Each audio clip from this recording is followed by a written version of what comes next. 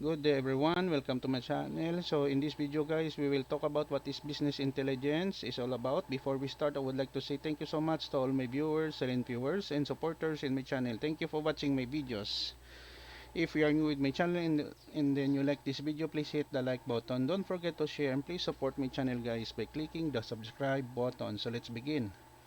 What is business intelligence? Business intelligence or BI is a set of strategies and technologies enterprises used to analyze business information and transform it into actionable insights that inform strategic and tactical business decisions. Okay guys, so this is the end of my short presentation on what is business intelligence is all about.